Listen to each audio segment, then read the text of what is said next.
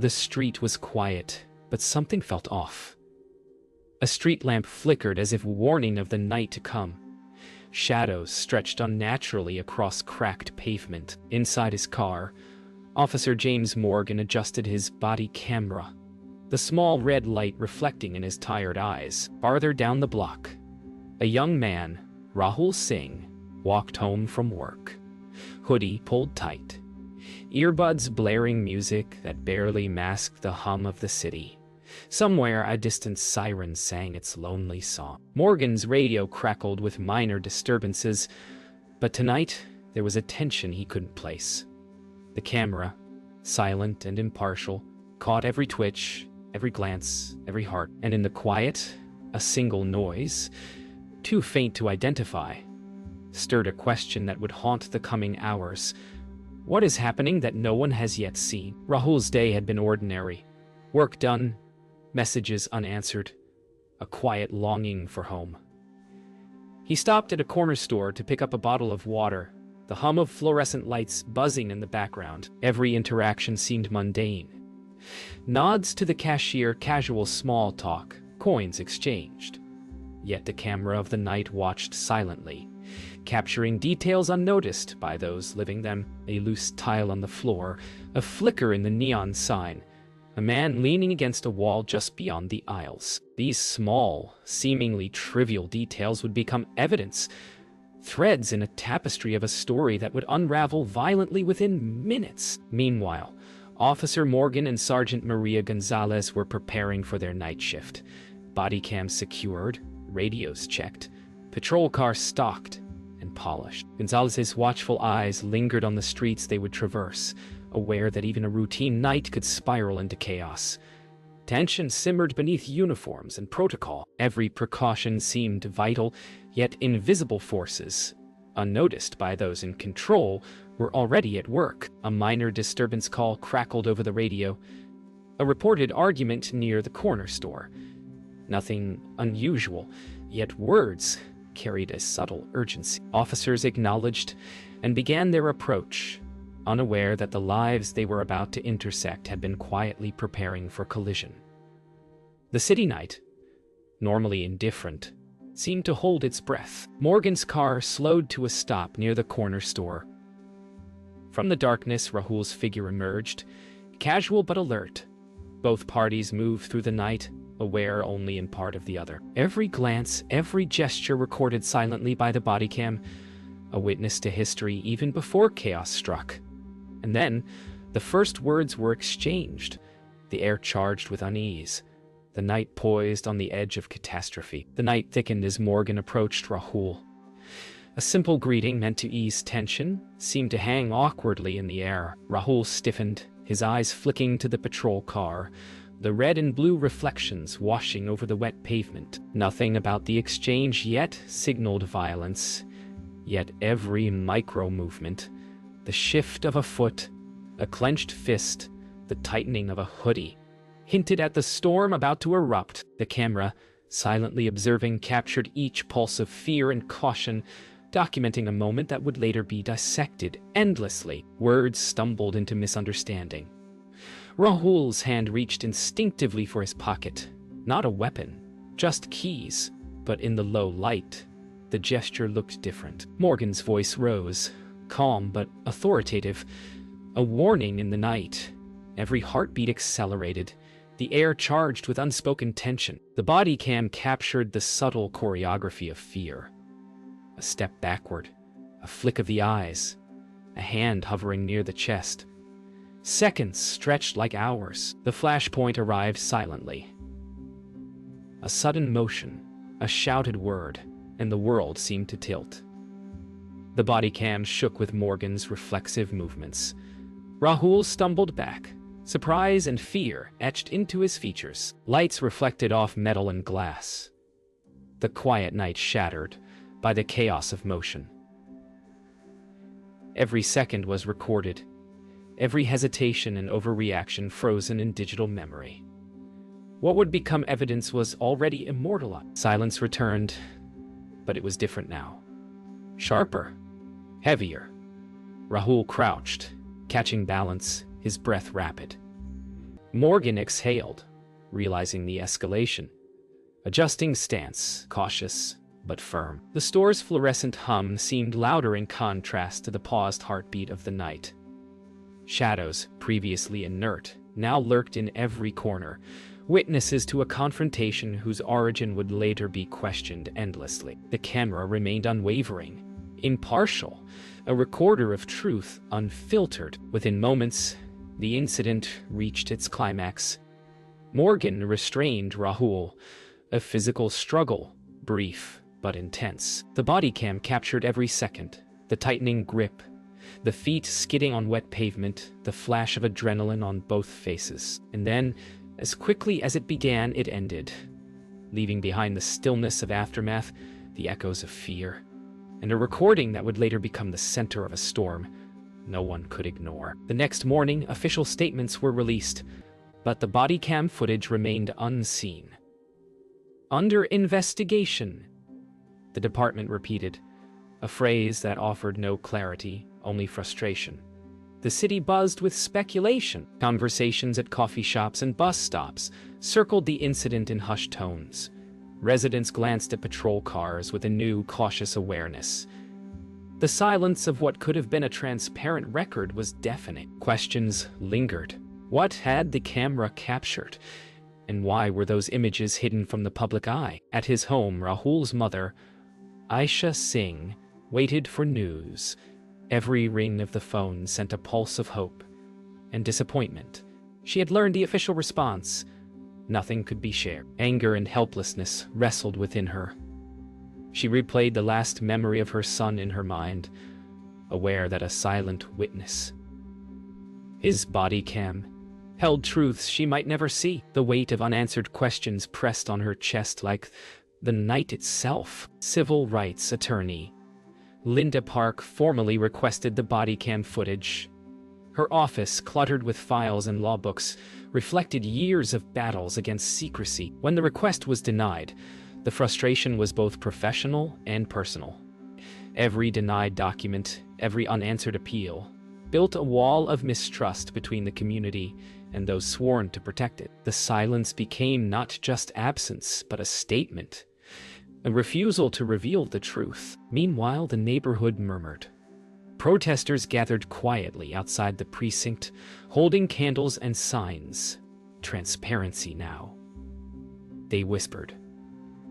Some approached officers with questions that could not be answered. Cameras of news crews captured the scene, but without the body cam footage, the public's understanding remained incomplete. The quiet pressure grew, a simmering reminder that secrecy has consequences. Inside the precinct, the body cam footage remained locked, viewed only by select officers and investigators. Each playback raised more questions than answers. Moments of hesitation, movements of hands, glances between Rahul and Morgan. Every frame a puzzle piece. Yet the full picture remained obscured. The silence of the department was not just policy, it was a shield against accountability. And in that silence, the seeds of eventual revelation were quietly planted. Somewhere beyond the city, in the glow of multiple monitors, the footage appeared.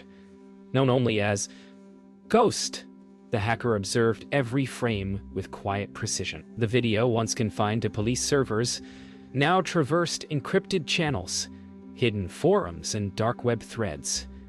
Each upload carried risk, yet the moral weight pressed heavier than any fear of exposure. Here, transparency was no longer dependent on official permission. It belonged to anyone with eyes and access. The leak spread like wildfire. Clips surfaced on encrypted forums. Screenshots circulated on social media. Whispers of the incident reached far beyond the neighborhood. Every viewer became a witness. Every click, a potential spark in a fire of scrutiny. The city slept uneasily, unaware that the truth was now in the hands of the public, uncontrolled and unstoppable. Inside the precinct, chaos erupted. Commanders reviewed emails, news alerts, and social media notifications. Their careful control had evaporated. Every conversation, every internal memo, was now at risk of public scrutiny. The body cam footage, once their private evidence, had become a lightning rod for accountability. A digital storm no policy could contain. Aisha Singh, Rahul's mother, saw the leaked frames first on her phone. Relief and horror collided in her chest. She could now see her son's fear, the officer's movements, the tension frozen in time. Each second replayed a story she had been denied, a truth that had been hidden under the guise of procedure. The leak had stripped away barriers. Nothing remained unseen. Questions erupted across the city. Who leaked it? Was it ethical? Was it legal? And most hauntingly, what does the footage truly reveal about the night, the choices, the fear, and the consequences? For the first time, the story belonged to the people, no longer contained in the silence of the precinct. Yet, with every revelation, new dilemmas emerged, and the digital age's power to expose had proved both liberating and unsettling. The city responded with scrutiny. Investigations were launched, policies questioned, and the department found itself under a harsh spotlight. Internal reviews, media coverage, and civic pressure converged. Officers who had once felt secure in protocol now navigated the uneasy terrain of public outrage.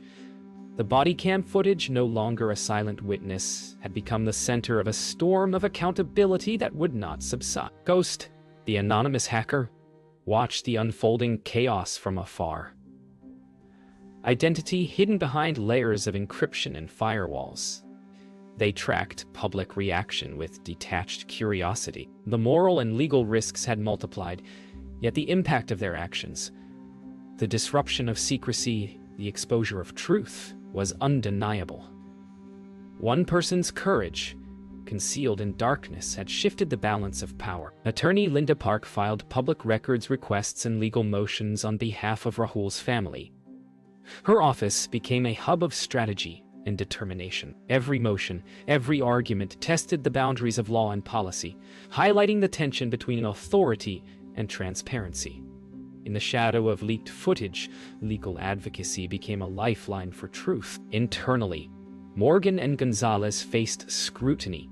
Their actions, once routine, were now dissected frame by frame. Each movement, each decision captured on the leaked footage was evaluated by the public, the media, and the department itself. The weight of accountability was personal and immediate, as years of experience collided with unprecedented exposure. Community pressure intensified.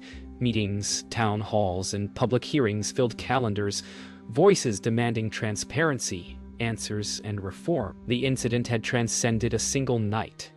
It became a symbol of a broader struggle between secrecy and accountability, authority and citizen oversight. Every question raised, every demand made, rippled through the city, leaving an indelible mark on its sense of justice. The incident was no longer isolated. It became a case study in the age of digital evidence. Bodycams, once heralded as tools of transparency, were now scrutinized for what was withheld, edited, or delayed. Departments across the country watched closely, aware that every decision about footage could ignite public outrage. In this era, technology did not just record reality, it defined it, and control over its release became a new form of power. The dark web had emerged as an alternative channel for accountability. Clips from the incident circulated in hidden forums, allowing whistleblowers to bypass official channels. Here, legality collided with morality. Anonymous users debated the ethics of exposure while millions of eyes bore witness. Control over information had shifted. Power was no longer only in the hands of the state. It belonged to anyone capable of navigating the digital underground. The moral questions were complex. Privacy versus public interest, legal boundaries versus ethical imperatives. These debates ignited across social media, news outlets, and community forums. Some argued the leak was necessary for accountability. Others condemned it as dangerous and unlawful. In every discussion, the Bodycam's silent recording had become a mirror, reflecting the tension between power, technology, and responsibility. Police public trust had shifted. Technology could no longer be contained. Evidence moved faster than policy, and silence no longer protected the institution. Departments wrestled with new protocols, training officers on digital transparency. Yet every choice carried risk. The leak had demonstrated the fragility of authority in a connected world, where one file could redefine perception, policy, and practice. Rahul's story became a precedent. Departments reviewed policy, families demanded clarity, and society questioned the balance between oversight and secrecy. The digital age had magnified a single night's events into a nationwide conversation. Every citizen, every device, every leak became a potential witness. The boundaries of accountability were no longer physical. They were digital, pervasive, and irreversible. Months had passed, but the memory of that night lingered. Rahul and his mother, Aisha, tried to rebuild a sense of normalcy, though nothing felt the same. Conversations, walks, and meals carried echoes of fear and resilience. The footage, now a permanent record, had given them clarity, yet it had also etched scars into memory. Healing, they realized, would not erase what had been seen, but it could guide them toward understanding and cautious hope. The police department implemented new Bodycam policies, emphasizing transparency and public accountability. Officers, including Morgan and Gonzalez, navigated the complexities of these changes. Some adjustments were smooth, others met resistance. Yet, the legacy of the leak was undeniable. A single piece of digital evidence had catalyzed institutional reform, forcing introspection and adaptation in ways previously unimaginable. Ghosts' identity remained unknown, their actions debated endlessly in forums and articles. Yet their impact was tangible. The leak had shifted power dynamics, proving that in the digital era, control over truth could extend beyond official channels. The hacker's anonymity became a symbol. One voice could alter narratives, challenge secrecy, and spark accountability. Society, watching closely, began to grapple with the broader questions. When official channels failed, who could be trusted?